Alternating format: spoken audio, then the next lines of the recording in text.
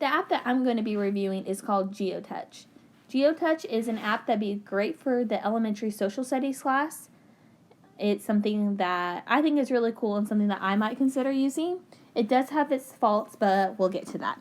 So first, you can hit play, and it has all of these maps that you can choose from.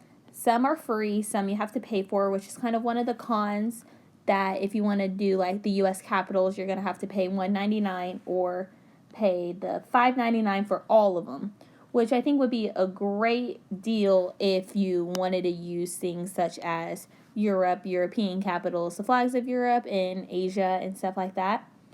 But for the purpose of like an elementary classroom, I think the usage of U.S. nicknames and just the location of the states is something that could benefit the kids greatly.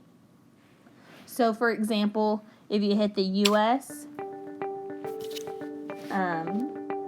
it has these examples, and when you hit it, Nevada, it says the state and lights up where you need to put it, such as that.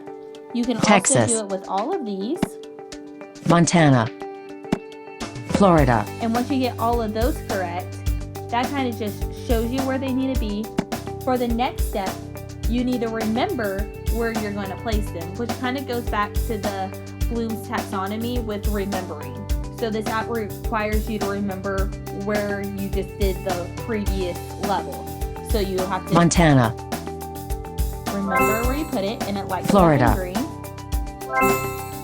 Texas, Nevada, And Nevada.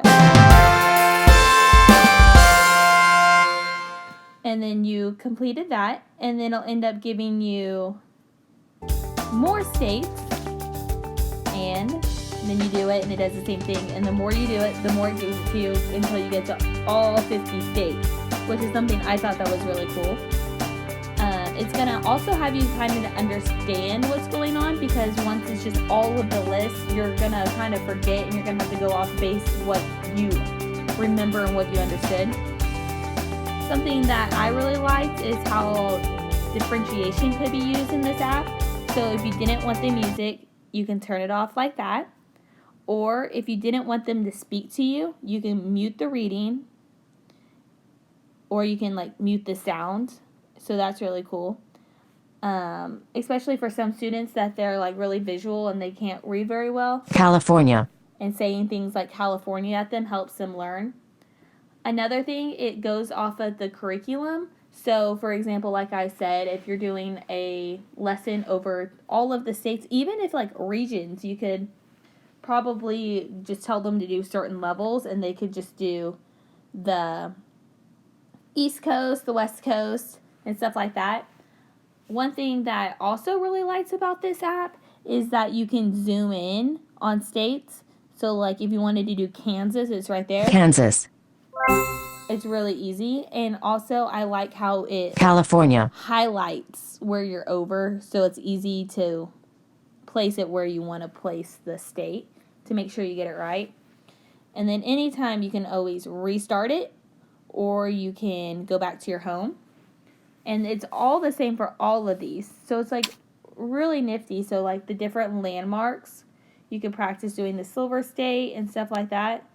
And it gives you it, and it says it every time. the Golden State, California. And it reminds you where it's at. So I think this is something to do after you learn the placement of the states, learning the nicknames of them. Otherwise, I think it could be kind of confusing for kids just to remember the nickname for them and not the actual state name. But besides that, I think it's a really handy source for students to have. And I think it's really interesting, especially the nicknames. Like some of them I didn't know. Or the landmarks, I didn't really know all what each state is known for. So I think that can be really informational for kids to know. But it's a free app. It's something that I think kids could really benefit from. The settings, you can do the music and the readings from there as well. And you can also do like for each incorrect answer from there. But progress of the map, it's really easy to use. And I think that there's not ads going on, so it's like not very distracting for kids to use. So I don't really have too many cons about it besides you're going to have to pay for it. But it's really good, and I think that I was really surprised to find that how useful it was, especially if you plan to teach upper elementary. The states and capitals, that's all I remember doing almost in like the 4th grade is learning about them. You learn them in regions, and it's something that the teachers really stress about you passing. So it really goes along with the curriculum. You can differentiate it depending on the student's needs. They can use the technology by Zooming. It's a great app that I really would recommend.